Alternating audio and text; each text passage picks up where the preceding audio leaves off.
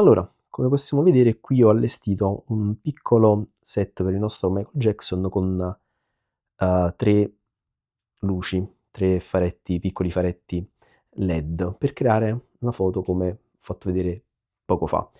Adesso vi spiego anche perché 3 luci e poi parleremo un pochino di colore in generale. Ma adesso vi faccio vedere, accendiamo questa e spegniamo questa qui. Allora, come possiamo vedere adesso il nostro soggetto è completamente blu. Ma che cosa succede se io al mio piccolo Michael Jackson adesso accendo una luce rossa? Quindi a blu vado a sovrapporre il rosso, accendiamo il secondo faretto ed ecco che nei punti in cui il blu e il rosso si mischiano inizia a esserci il magenta. Ma se al magenta, quindi al rosso e il blu mischiato, vado ad aggiungere un terzo faretto con il verde, otteniamo questo effetto.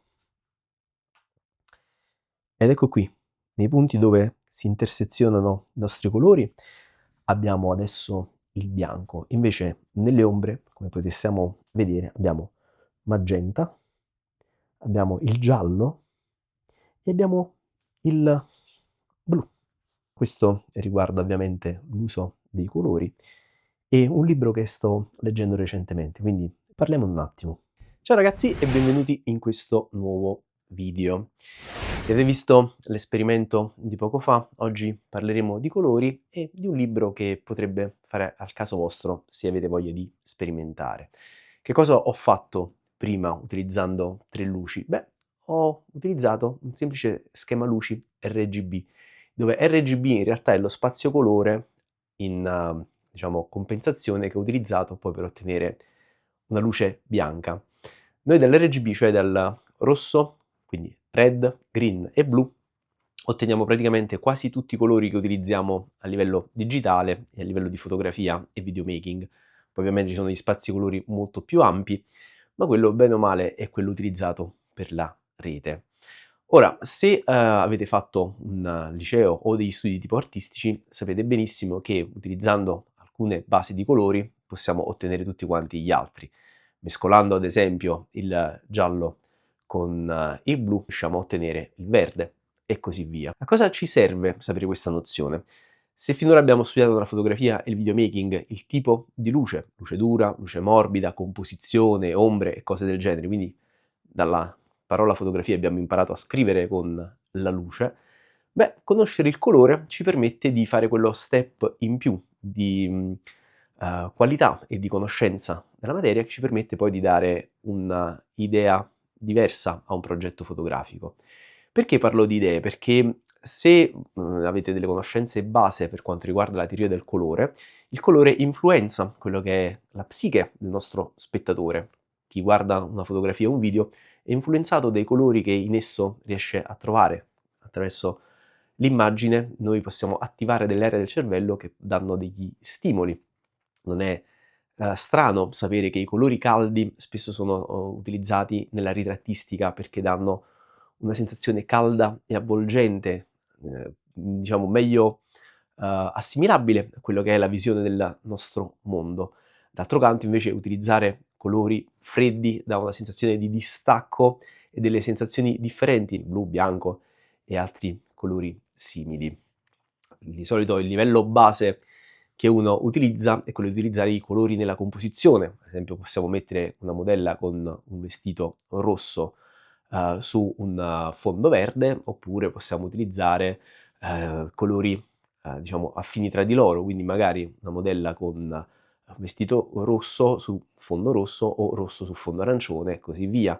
Abbiamo la possibilità di utilizzare la composizione del colore per mettere un colore di maggioranza e un colore diciamo meno presente all'interno della scena, e quindi bilanciare, o meglio di sbilanciare la nostra immagine in base non solo alla composizione ma anche in base al colore. Questi sono concetti basici per quanto riguarda l'utilizzo del colore in fotografia. Io stesso non utilizzo diciamo sistemi di colore troppo complessi. Se avete visto i miei video precedenti, io utilizzo spesso il giallo o arancione come fondo con questo tubo LED per i video tecnici e invece utilizzo il verde quando devo diciamo trattare temi più riflessivi come riflessioni della domenica. In questo stesso video sto utilizzando ad esempio colori tra di loro abbastanza complementari. Ho utilizzato un blu tendente al ciano per riempire le ombre e ovviamente quel giallo che mi fa da fondo, che mi riempie di colore il fondo.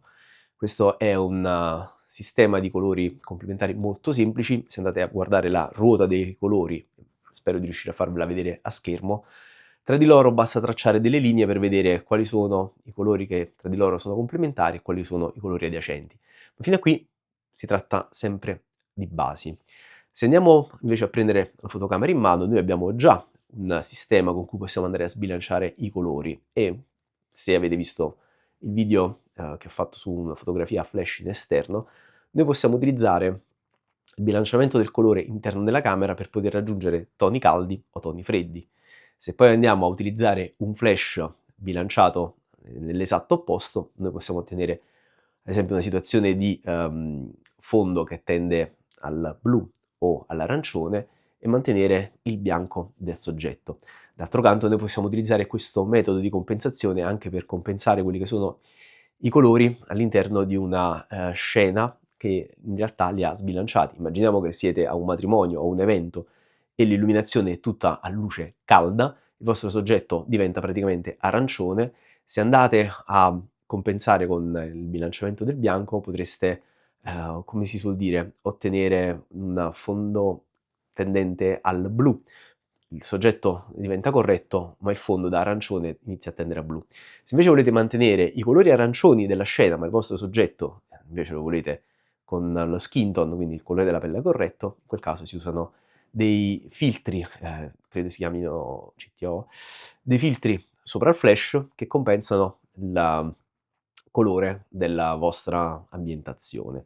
Se invece vogliamo mantenere una fedeltà dei colori, come ben sappiamo, è utile utilizzare quello che è il color checker. Utilizzando il color checker noi possiamo ottenere dei colori quanto più fedeli alla realtà. Ma che cosa succede se noi invece decidiamo di mixare i colori attraverso la luce? Possiamo sperimentare utilizzando appunto le luci e mischiandole tra di loro, come ho fatto poco fa, ad esempio per ottenere delle ombre colorate, giocare con le ombre, giocare con lo shutter drag per creare dei movimenti. Possiamo ad esempio, sempre parlando di colori, utilizzare non delle luci ma dei proiettori per proiettare i colori sul nostro soggetto, avvolgerli e ottenere qualche risultato interessante. Ora, se pensate che scattando fotografie in bianco e nero questa cosa non vi interessi, in realtà vi sbagliate. Quando noi attraverso la fotografia digitale andiamo a lavorare le foto in bianco e nero, noterete che se andiamo a toccare nel pannello dei canali il colore rosso, aumentiamo o diminuiamo l'intensità del nero. E questo diventa particolarmente interessante sia in fotografia che in videomaking perché riprendendo o scattando in bianco e nero, ma utilizzando o dei filtri colore o addirittura dipingendo o proiettando dei colori sul nostro soggetto, possiamo ottenere degli effetti creativi molto artistici. Possiamo creare delle crepe, ad esempio, sul viso del nostro soggetto o nella nostra scena. E se andiamo a pensare ad esempio al film Shh the Octopus, hanno utilizzato un trucco colorato per creare la trasformazione della strega e quindi ottenere questa, diciamo, trasformazione senza utilizzare delle particolari tecniche di computer grafico, altro che all'epoca non erano disponibili. Comunque, se siete interessati ad approfondire l'argomento, il libro che stavo leggendo e che vi posso consigliare è questo qui, cioè Chroma. Questo qui è un libro da leggere e studiare, ma soprattutto sperimentare alcuni scatti, infatti ho ancora difficoltà a creare alcuni tipi di scene che in questo libro vengono descritte, in una maniera più creativa attraverso il colore e l'illuminazione. Questo per non fermarsi semplicemente all'utilizzo base del colore o all'utilizzo semplice delle luci, ma creare qualcosa di più creativo. Questo perché capita che all'inizio non si conosce lo strumento, non si conosce la macchina fotografica, non si conosce la composizione e non si conosce bene la teoria dei colori e della luce, ma arrivati a un certo step può convenire passare a un livello successivo per creare qualcosa di più personale e interessante. Non vi preoccupate di copiare le tecniche descritte in questo libro o eventualmente di copiare tecniche di altri fotografi. All'inizio è normale, tutti quanti dobbiamo partire da una base, è così che si impara qualsiasi cosa da esseri umani. Si imparano delle basi, poi le si personalizza e si creano le proprie tecniche. Se avete delle curiosità più specifiche o siete proprio interessati a fare delle prove o a vedere degli schemi per quanto riguarda i colori, scrivetemelo nei commenti. Ho un amico che, diciamo, a breve dovrebbe fare qualche esperimento con proiettore e modelle. Magari in realtà posso fare qualcosa anche con semplici luci RGB e magari un po' di tempo libero. Detto questo, se questo video vi è piaciuto, vi è intrattenuto, potete mettere un like, iscrivervi al canale e condividerlo con i vostri amici per darmi una mano a far crescere il canale. E come se va, ci vedremo nel prossimo video. See you next!